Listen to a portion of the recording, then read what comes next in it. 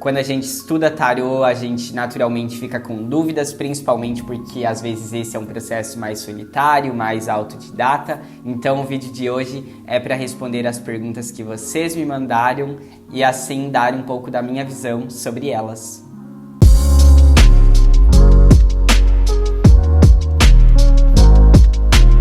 Oi gente, meu nome é Ângelo Gabriel e você está na jornada do Eremita. Aqui a gente fala sobre tarô de maneira leve e descomplicada e o vídeo de hoje é mais uma edição do Eremita Responde.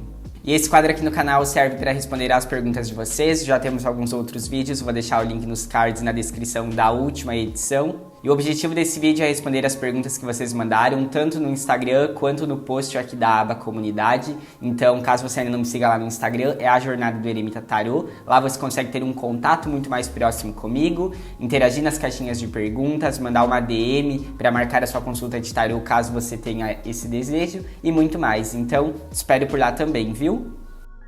E para começar a responder as perguntas que vocês me mandaram, a primeira pergunta é do Pedro e ele mandou aqui na aba Comunidade. Ele falou sobre: minha dúvida é sobre por onde começar. Tipo, sei que o recomendado é começar pelos arcanos maiores, mas fazer o que exatamente no início? E essa pergunta ela é muito interessante porque a gente muitas vezes fica atolado ali de informações, tanto na internet quanto na possibilidade de livros, e às vezes a gente não tem ali realmente ainda um domínio. Na verdade, a gente não tem um domínio porque a gente está muito no início. Eu acho interessante a gente invista o início dos nossos estudos em livros, primeiro para ir se familiarizando. Então a gente tem a trilogia dos estudos completos do tarô, do Ney Naif. Ele é um livro que ele vai ser didático, mas também aprofundado, e eu acredito que a gente tenha também algumas opções que são mais sucintas, que às vezes pode começar a dar uma base ali nos nossos estudos, a gente começa a ter uma ideia de como funciona a estrutura das cartas. Então, principalmente nos arcanos maiores, que é o ideal para se iniciar, para não fazer uma grande mistureba, uma grande salada. E aí, para essa ideia de livro mais sucinto, eu imagino que a Bíblia do Tarô, ela pode funcionar nesse lugar de começar a ter uma base. E além de livros, uma outra possibilidade é comprando um curso de tarô. Então você encontra um tarólogo que você se identifica na comunicação, na linguagem, na forma como ele aborda as cartas, e aí faz esse investimento inicial que com certeza se torna um pouco mais facilitado esse estudo, principalmente no começo, né? E aí depois disso, depois de entender um pouquinho ali da estrutura, eu recomendo o canal porque ele tem muitos vídeos, não só sobre essa parte da significação das cartas, mas também sobre como atender profissionalmente ou como escolher o próprio baralho de tarô. E a gente tem um vídeo específico aqui no canal que é como eu estruturaria os meus estudos se eu começasse hoje no tarô. Então eu vou deixar o link aqui nos cards e na descrição, e aí você pode conferir na sequência. A segunda pergunta que mandou foi o Augusto e ele falou: de onde é esse amuleto lindo que você está usando hoje? E esse amuleto aqui é da Eu Mago Amuletos, eles me mandaram esse presentinho e aí eu resolvi usar no vídeo de hoje porque ele é incrivelmente lindo, eu me senti extremamente chique recebendo esse recebido, e aí eu vou deixar aqui o Instagram deles, que é Eu Mago Amuletos, e vocês podem dar uma olhada. As peças são todas feitas à mão, tem algumas pronta entrega e eles também fazem peças sob encomenda, então dá uma olhada lá. A próxima pergunta é da Bia e ela falou: estudar numerologia auxilia na compreensão do tarô? Então, mais ou menos, porque a numerologia, ela é uma ferramenta diferente, ela não é a mesma coisa, apesar de a gente ter números dentro ali do tarô, a numerologia ela vai falar uma coisa enquanto os arcanos do tarô vão falar outra. Então, pra gente dar um exemplo ali mais prático, o 5 na numerologia ele tem um significado e no tarô o 5 tem outro significado. E aí a gente também tem que entender que o 5 dos arcanos maiores, que é o Papa, ele tem um significado e os 5 dos arcanos menores tem outro significado. Então é muito fácil a gente fazer uma salada e toda essa mistureba e tentar unificar, não dê nenhum tipo de resultado assertivo, cause mais confusão. Então, estudar a numerologia própria dentro do tarô é algo que pode sim auxiliar na compreensão, mas eu vejo mais como um complementar. Então, é importante a gente estudar a estrutura e a base do arcano em si, antes de tudo, a simbologia presente, e aí depois a gente complementa nesse sentido. Mas a numerologia, a ferramenta lá que é o estudo dos números e enfim, aí não. E ainda dentro dessa pergunta ela falou: que outros estudos podem ajudar a entender melhor o significado das cartas? E aí aqui é um outro problema, porque a gente não tem alguma outra ferramenta que vai trazer uma satisfação para o estudo do tarô, e na verdade não tem nem muito sentido a gente tentar fazer essa união ou tentar fazer essa correlação sempre. E inclusive o Ney Naif fala em um dos seus livros, que se eu não me engano é no primeiro, no Simbologia e Ocultismo, que é um capítulo que se chama Ordem no Caos Simbólico, e ele vai falar sobre essas diferentes ferramentas, e que a gente tem ferramentas do ser e ferramentas do estar. Ferramentas do ser são aquelas ferramentas que a gente vai falar sobre a nossa essência. Ferramentas do estar são ferramentas que falam sobre o nosso momento de vida. A astrologia, por exemplo, ela é uma ferramenta do ser. A gente faz o nosso mapa astral, que nunca vai mudar, e vai falar sobre as nossas essências, vai falar sobre aquilo que a gente é. Claro que a gente vai observar às vezes o mesmo mapa astral, mas por ângulos diferentes. E o tarô, ele é uma ferramenta do estar, porque a gente fala sobre o nosso momento de vida atual e como que isso desenrola e como que a gente vai trabalhar esses aspectos. Então é importante fazer essa diferenciação para que a gente não tente juntar essas ferramentas e que a gente não consiga ter realmente um resultado satisfatório, que a gente tenha só um monte de abobrinha esotérica.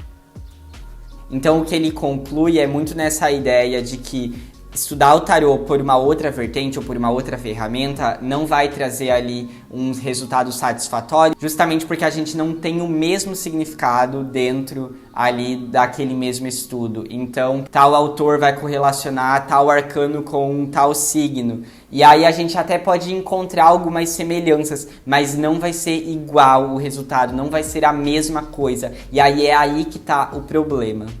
Mas caso você esteja com essa dificuldade de assimilar as cartas, de aprender, aí eu recomendo que você talvez mude o livro, ou mude o baralho, ou tente encontrar ali uma outra abordagem de leitura, uma abordagem ali que faça com que seja mais entendível, porque no final das contas tarô é muito plural e a gente tem diferentes vertentes de trabalho e cada tarólogo trabalha como acha melhor. A próxima pergunta é bem longa e não é nenhuma pergunta, é mais uma colocação, mas acho interessante trazer aqui para que a gente debata sobre. E a Duda falou assim: quanto a trabalhar com tarô, sou aprendiz e já cogitei trabalhar com isso, mas tenho dúvidas se tem alguma consequência quanto a fazer esse instrumento servir muitas vezes ao ego das pessoas quando se é pago para tirar. Por exemplo, uma cliente quer que eu pergunte como está a vida do ex com a atual. E aí você vai lá, usa esse instrumento espiritual para perguntar uma coisa egóica em troca do dinheiro. E aí eu resolvi trazer essa colocação da Duda aqui, justamente porque muitas vezes a gente acaba confundindo um pouco o lugar do tarô na nossa vida. Porque a gente acaba colocando aquela ideia de que o tarô ele é uma ferramenta espiritual, ele é uma ferramenta mística, uma ferramenta esotérica, e ele pode ser sim isso tudo, mas isso vai depender muito da vertente do tarólogo. Se o tarólogo ele vai atrelar o trabalho com o tarô com a espiritualidade, se ele vai utilizar o tarô desta forma. Então quando a gente fala sobre utilizar um instrumento espiritual, aí depende, porque o tarô no final das contas ele é apenas papel e imagens pintadas. O que vai tornar o tarô um trabalho espiritual ou não é como o tarólogo utiliza disso. E em relação à sua outra questão, que é voltada para aquela ideia de utilizar o tarô para bisbilhotar a vida de terceiros, é muito sobre uma escolha profissional. Então eu mesmo, por exemplo, que trabalho já há alguns anos com o tarô, não falo sobre a vida do outro quando não compete ao meu consulente aquela informação. Então, quando às vezes a gente vai falar sobre assuntos delicados, como por exemplo, traição, morte ou ainda a vida de terceiros, é muito sobre o quanto esse profissional está preparado para falar sobre isso e o quanto ele se sente confortável, porque às vezes a gente acredita que o tarólogo tem que falar sobre tudo, ou que tudo então é um trabalho e a gente apenas vive e vira essa pessoa robotizada, que a gente não vai ter problemas em falar sobre essas questões, mas na verdade essa é totalmente uma escolha profissional. Então, caso você tenha interesse em começar a trabalhar com o tarô, a minha dica é imponha os seus limites e exponha aquilo que você quer trabalhar e o que não, que com certeza dá certo.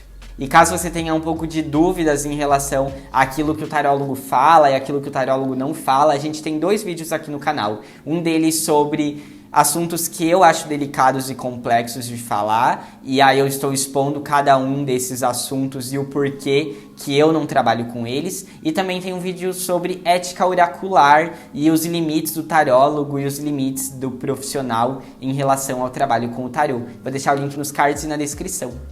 A próxima pergunta quem mandou foi o Eduardo, lá no Instagram, e ele falou assim: qual seria o melhor plano de estudos? Comecei meus estudos agora. E essa ideia do plano de estudos, ela é bem particular, a gente encontra nosso próprio ritmo. O que eu acho interessante é a gente ter pelo menos uma boa base teórica, então livros, ter um caderno para anotar, porque aí eu entendo que quando você vai reciclar os seus estudos e quando você volta para revisar, ou às vezes quando você não lembra ali de uma significação, é mais interessante olhar também as anotações, olhar também as próprias reflexões, isso ajuda a fixar. E eu acho interessante ter um baralho também. Então, tendo essas 3 ferramentas, que é uma possibilidade de anotação, um livro ali para ter uma boa base teórica e um baralho, eu acho que é perfeito para iniciar no tarô.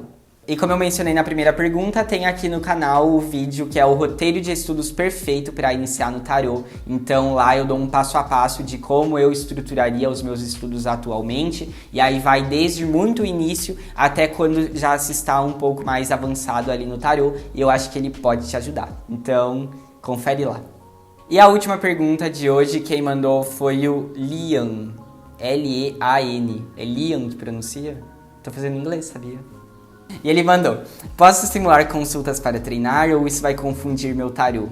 E aí, como eu mencionei nesse vídeo, o tarô, ele é apenas papel e imagens pintadas e é a gente que faz o nosso próprio uso. Então, quando a gente fala sobre essa ideia de confusão, muitas vezes a gente acaba atrelando o tarô como essa ferramenta mística ou como essa ferramenta esotérica, ou principalmente atrelando essa ideia da espiritualidade, né? Como se a espiritualidade fosse ficar brava quando você está utilizando dela para algum fim. E aí, como eu mencionei também, utilizar o tarô atrelado à espiritualidade ou coisas nesse sentido é totalmente uma escolha profissional, uma escolha pessoal. Então sim, está liberado utilizar o tarô para situações hipotéticas, para situações que a gente simula, para conseguir entender melhor a nuance dos arcanos. Eu acho que utilizar o tarô ali na vida cotidiana é algo que pode funcionar muito também, porque a gente vai aprendendo nuances daquele arcano que na teoria nem sempre tá tão claro assim. Então vai fundo, não precisa ter medo, a gente precisa tirar o tarô desse lugar intocável, desse lugar em que é tudo muito místico, em que é tudo muito espiritual, esotérico, que nem sempre é algo tão produtivo assim. Então o vídeo dessa semana foi esse, eu espero muito que você tenha gostado. Se você gostou, não deixe de se inscrever aqui no canal, ative o sininho para receber todas as notificações. Comenta aqui embaixo a sua dúvida, que ela pode estar aparecendo no próximo Eremita Responde. E assim eu consigo te ver no próximo vídeo. Tchau!